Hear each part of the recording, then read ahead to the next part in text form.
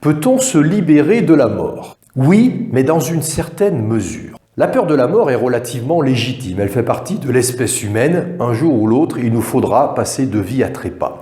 Cependant, la peur de la mort peut être problématique si elle devient obsédante et qu'elle accapare votre vie au point de vous figer, de vous empêcher de vivre.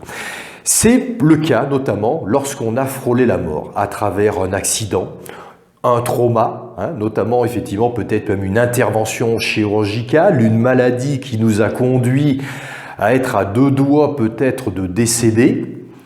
Et puis des fois, il y a effectivement des contextes comme ça, notamment on retrouve beaucoup cela également chez les adolescents, où l'idée de la mort est constamment présente.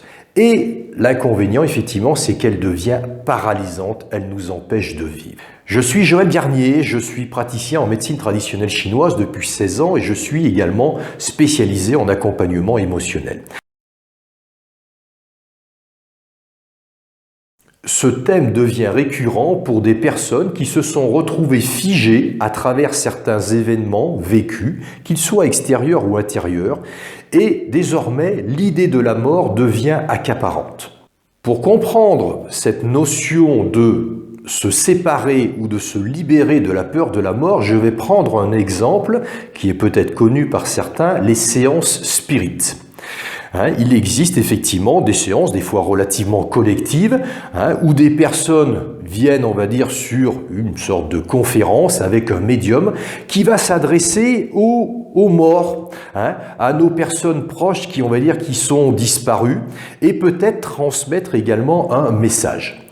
Qu'est-ce que ça va apporter? Une sorte d'assurance comme quoi il existe autre chose. Cette information qui va nous conforter, on va dire émotionnellement, n'est pas pour autant insérée dans notre corps. C'est mental. Mentalement, voilà, je peux déjà me relâcher. Voilà, la personne avec laquelle, on va dire, j'ai partagé un brin de chemin, peut-être une part de vie, d'ailleurs, est encore quelque part dans un invisible, mais qui existe. Et cela va apporter un réconfort.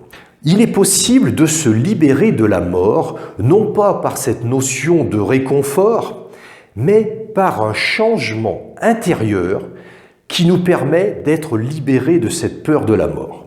Pour pouvoir vous décrire cette transformation, je vais vous dire quelques mots sur la mort, telle qu'on va dire que je la perçois, telle que je la ressens. En fait, la mort est le versant opposé de la vie. Dans la tradition du Tao, il y a toujours une notion d'opposé et complémentaire, le yang, le yin. Donc nous avons la vie ici-bas, voilà, on s'agite, on fait des trucs, et puis d'un seul coup, on n'est plus là, on est passé dans le monde de la mort. Ces deux-là sont opposés, cependant complémentaires. C'est-à-dire qu'en fait, ces deux aspects-là appartiennent à quelque chose, un ensemble beaucoup plus vaste que je vais appeler, avec une majuscule, la vie. Nous avons tendance à nous dire ça c'est la vie, ça c'est la mort. Non, tout ça c'est la vie. De quoi s'agit-il? Il s'agit qu'à un moment, les choses sont manifestes. On les voit, on peut les toucher, elles sont là. Et à un moment, elles commencent à décroître et elles quittent la dimension du visible. Elles deviennent invisibles. Comme d'ailleurs en automne, les feuilles étaient là sur l'arbre, les feuilles ont disparu. Vous allez me dire, mais elles sont par terre. Ouais, mais elles ont disparu de l'arbre. Et à ce moment-là, elles sont passées finalement dans quelque chose de plus subtil. L'arbre, effectivement, son feuillage, cette protection effectivement qu'il a et cette relation avec l'extérieur est devenue invisible. Cependant, un nouveau printemps va venir. Et en fait, il y a ce cycle constamment. Le printemps également. Le printemps, l'énergie du printemps monte.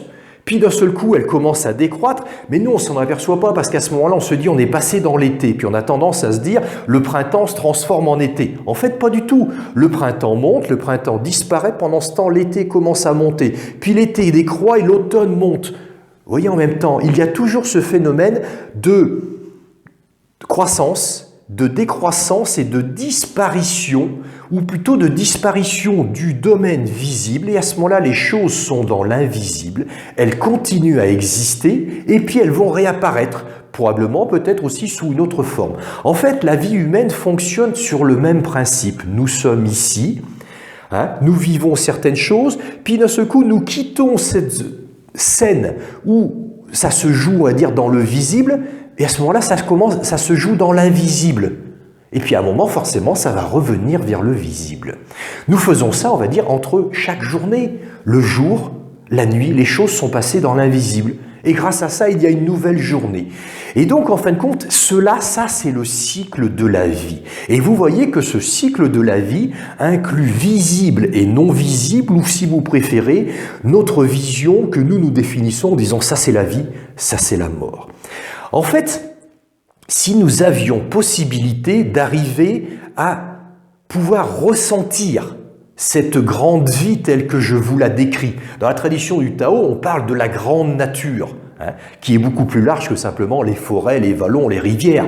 La grande nature, c'est la totalité, effectivement, on pourrait dire, de l'univers et de la vie. Avec, effectivement, cette notion du visible et de choses qui, d'un seul coup, ne sont plus là, et puis qui reviendront peut-être sous une autre forme, qu'importe, et même ces choses-là, des fois, nous dépassent largement.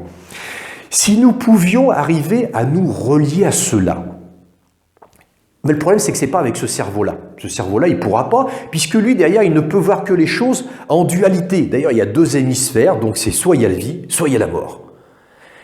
Il nous faudra effectivement pouvoir ouvrir en nous un autre espace, et à ce moment-là, si je pouvais être relié à cette dimension plus globale de la vie, cela amènerait dans mon corps, je mentionne bien dans le corps, vous voyez que ce n'est pas quelque chose uniquement de mental, on n'est pas dans un truc, on va dire, uniquement quantique mental, c'est dans mon corps, il y a une information au fond de moi qui dit tout ça fait partie de la vie.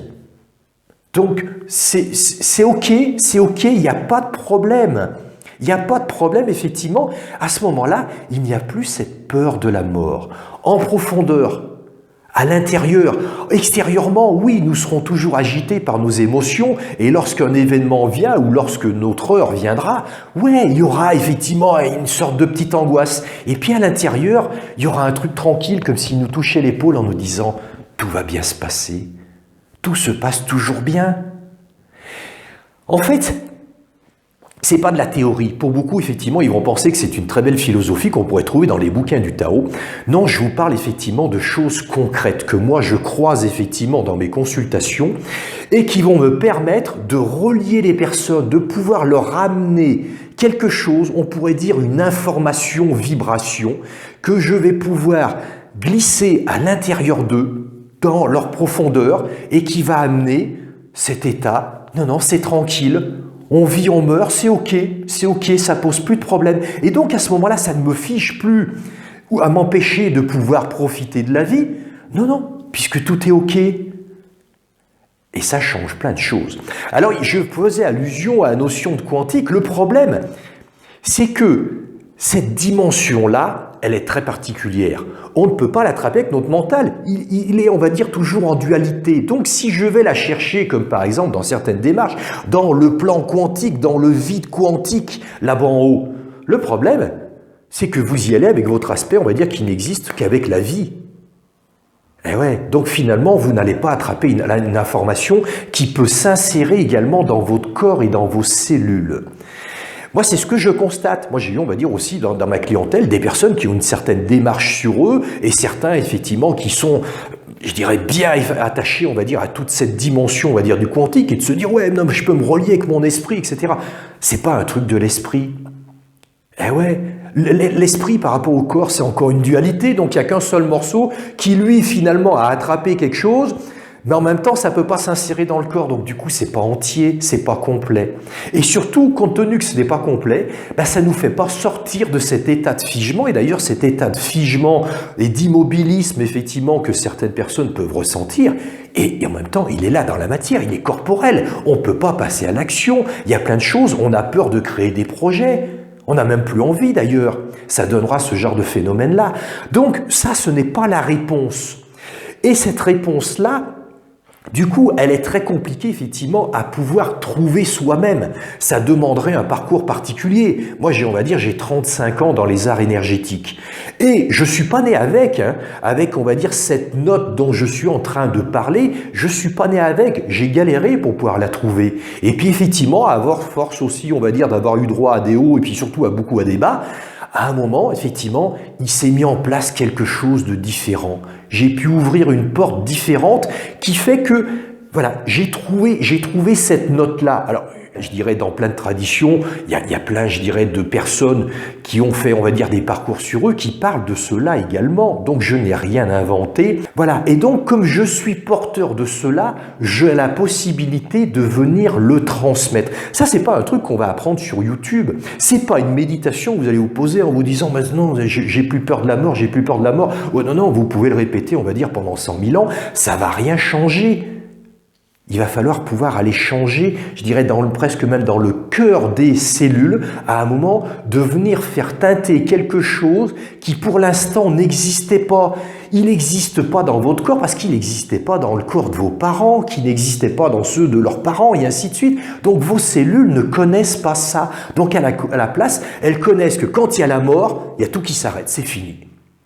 Et là, la particularité, c'est de pouvoir amener une note, un truc différent et qui fait que ça donne l'information, non, non, c'est pas fini. Voilà. Et ce n'est pas uniquement, comme je le mentionnais, un réconfort mental, affectif également, qui nous dit, non, non, mais nos défunts, ils sont encore là. On est toujours dans le monde de la dualité et donc ça nous guérit pas tout à fait. On est toujours divisé. Une partie de nous se dira, non, non, mais j'ai la foi et puis j'ai surtout les chocottes à l'intérieur et c'est difficile.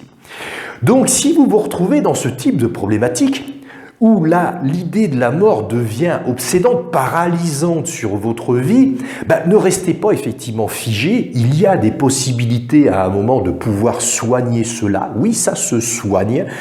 On n'imagine pas ça dans notre vision occidentale par rapport même au discours de la psychologie, le discours de la médecine moderne.